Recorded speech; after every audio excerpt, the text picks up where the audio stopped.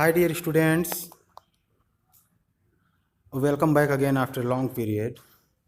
तो आज मैं आप लोगों के लिए इंटरमीडिएट फाइनल प्रोज का एक lesson the heritage of India लेके आया हूँ, जिसे हिंदी में आप कहोगे भारत की विरासत।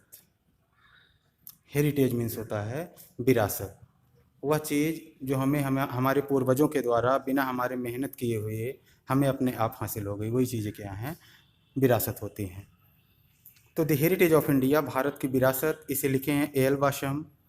About the author, A L Basham के बारे में थोड़ा सा जानकारी दिया गया, ध्यान से सुनेंगे। जहाँ पे वोकाबुलरी उन्हें कोई मीनिंग उनके लिए नया होगा तो वह उसे नोट करेंगे। तो mister A L Basham is a famous historian. Mister A L Basham एक प्रसिद्ध इतिहासकार हैं। He was born in England, वह इंग्लैंड में पैदा हुए थे। ही ट्रेवल्ड वाइडली, उन्होंने विस्तृत रूप से अर्थात दूर दूर तक यात्रा किया। And scholar of world fame, और वह विश्व ख्याति के विद्वान थे। He was an ideologist too, वह एक सिद्धांतकार भी थे, सिद्धांतों पर नियम बनाने वाले, सिद्धांत वेत्ता। तो he was an ideologist too, वह एक सिद्धांतकार भी थे। इन सितंबर 1985, 1985 ईस्वी में सितंबर के महीने में ही विजिटेड इंडिया, उन्होंने भारत का दौरा किया। ही वेंट टू उज्जैन, वह उज्जैन गए। At the gate of Mahakal temple, Mahakal मंदिर के द्वार पर, he was rugged up by orthodox Brahmans, वह रूढ़िवादी पंडितों के द्वारा ठग लिए गए। But they could not break his peace of mind, लेकिन वह अपने दिमाग की शांति नहीं खोए, भंग नहीं किए। स्माइलिंगली ही सेड, मुस्कुराते हुए वह बोले, दे हैव नॉट अंडरस्टूड मी, वे लोग मुझे नहीं समझ पाए। जिन लोगों ने उन्हें ठगा वे लोग उन्हें नहीं समझ पाए, उनके क्वालिटी को नहीं समझ पाए, ऐसा वह मुस्कुरा कर बोले। ऑन जनवरी 27, 1986, 27 जनवरी 1986 को, he died of cancer in Calcutta, Calcutta में कैंसर से उनका देहांत हो गया। तो ये था अथर के बारे में एक जानकारी, थोड़ा सा एक ग्लिम्स था, एक झलक थी, कोई जान गए उनका जन्म कहाँ हुआ था, कैसे मरे थे। तो अब टॉपिक को आगे बढ़ाते हैं। अबाउट द लेसन दिया गया है। अबाउट द लेसन से आपको एक आइडिया मिल जाएगा कि किस चीज़ के बारे में है, what is the lesson about. तो इसमें दिया गया, the lesson the heritage of India has been selected from A L Basham's famous book the wonder that was India. तो the lesson the heritage of India, जो अध्याय the heritage of India है, has been selected from, यह लिया गया है mister A L Basham's famous book, A L Basham के द्वारा लिखे गए प्रसिद्ध किताब से, जिसका नाम है the wonder that was India, वह आश्चर्य जो भारत हुआ करता था। This book is the survey of culture of India, यह बुक जो है the wonder that was India, यह बुक जो है वो भारत की संस्कृति का एक सर्वे है, एक निरीक्षण है। इन दिस लेसन, इस अध्याय में, द लर्नड अथर, विद्वान लेखक, टेल्स अस दैट, हमें बताते हैं कि द एंशियंट हिंदू सिविलाइजेशन, प्राचीन हिंदुओं की सभ्यता, हैज़ ग्रेट इंपॉर्टेंट फीचर्स, महत्वपूर्ण गुण रखती है, महत्वपूर्ण लक्षण रखती है, विशेषताएं रखती है, फीचर्स रखती है। It assimilates the best in different cultures, ये भिन्न भिन्न संस्कृतियों को अपने में, खुद में बहुत अच्छे से समाहित करती है। एसिमुलेट मतलब होता है खुद में मिला लेना, समाहित करना। Now the whole of India is altering, अभी पूरा देश बदल रहा है। अल्टर मतलब चेंज, परिवर्तित होना। विडोज हैव लॉन्ग सीज्ड, विधवाओं को लंबे समय पहले रोका जा चुका है। To be burned on their husbands fire, उनके पतियों की चिताओं पर जलने से। फायर मीन्स चिता। विधवाओं को लंबे समय पहले उनके पतियों की चिताओं पर जलने से रोका जा चुका है। Now girls are not married in childhood, अब लड़कियों की शादी बचपन में नहीं की जा सकती। इन बसेज एंड ट्रेन्स, बसों और रेलगाड़ियों में, ऑल ओवर इंडिया, पूरे भारतवर्ष में, ब्राह्मण्स रब shoulders with the lowest castes, ब्राह्मण वर्ग के लोग, ऊंची जात के लोग निम्न वर्ग के लोगों के साथ कंधे से कंधा रगड़ रहे हैं, अर्थात चल रहे हैं। Without consciousness of grave pollution, बिना किसी भयंकर प्रदूषण के, भय के, सचेतता के, मतलब इस चीज़ की उन्हें फिक्र नहीं है। मॉडर्न इंडिया में ऊंचे जाति के लोग निम्न वर्ग के लोगों के साथ कंधे से कंधा मिलाकर, कंधा रगड़ते हुए, बिना भेदभाव के, बिना प्रदूषण की सचेतता के चल रहे हैं।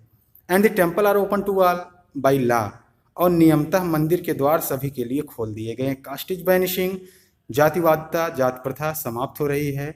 The old family system is adopting itself, पुराने परिवार की व्यवस्था खुद को अनुरूप कर रही है टू प्रेजेंट डे कंडीशंस, वर्तमान दिन की स्थितियों के, अर्थात the old family system is adopting itself to present day conditions, पुरानी परिवार की व्यवस्था, पुराने परिवार की मान्यताएं आज के दिन के अनुकूल हो रही हैं, अनुरूप हो रही हैं।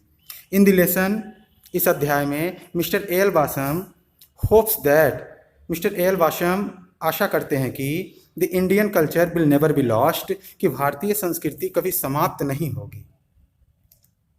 As it is set on firm foundation, जैसा कि यह एक दृढ़ नींव पर टिकी है।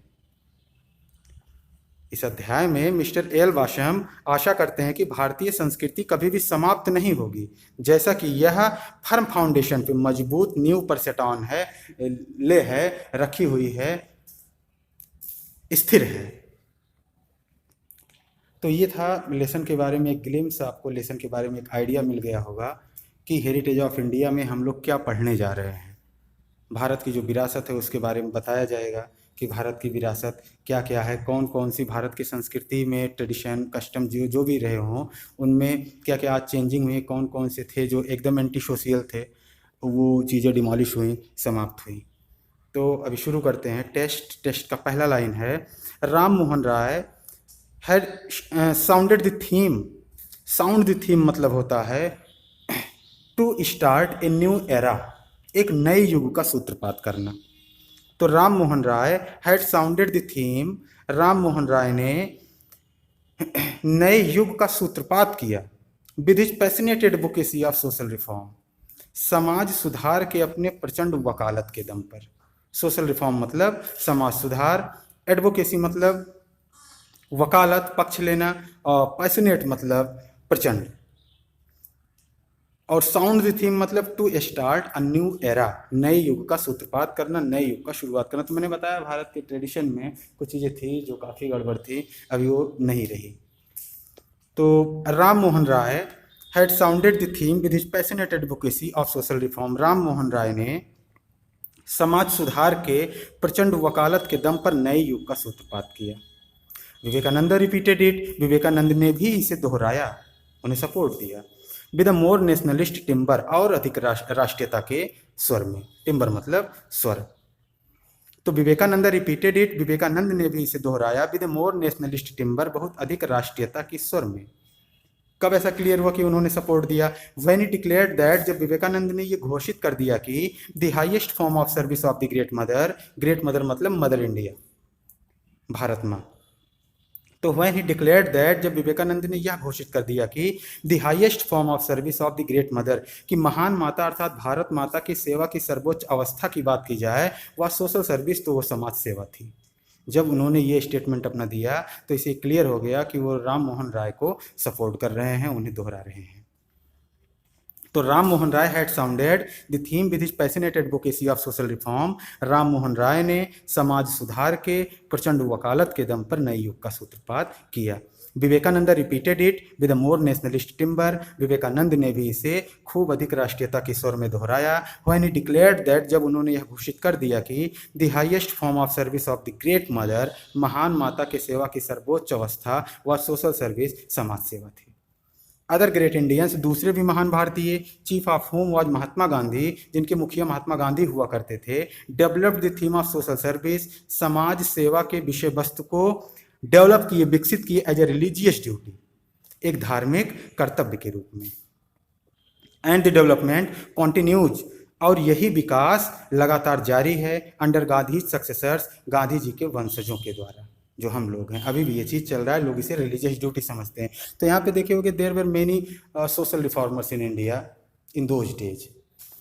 दियर स्टाइल्स में भी सम वॉट डिफरेंट, उनके तरीके थोड़ा भिन्न रहे होंगे, ऐसा हो सकता है, but their aim was single, लेकिन जो उनका उद्देश्य था वो एक था, and that was social service. किसी ने इसे भारत माता की सेवा की सर्वोच्च अवस्था समझा, तो किसी ने इसे रिलीजियस ड्यूटी, धार्मिक कर्तव्य के रूप में विकसित किया। तो जितने भी समाज सुधारक हुए, उद्देश्य सबका एक था, समाज को रिलीव करना, आराम पहुंचाना। ठीक हो सकता है उनका तरीका लग रहा हो, कोई ये किसी धर्म के रूप में उसे ले रहा हो, कोई कर्म के रूप में ले रहा हो, तो ये चीज़ें हैं। तो होप ये वीडियो आप लोगों को पसंद आया होगा, और अगले अपडेट के लिए वेट कीजिए, कंटिन्यू वीडियो अपलोड करता रहूँगा। And take care.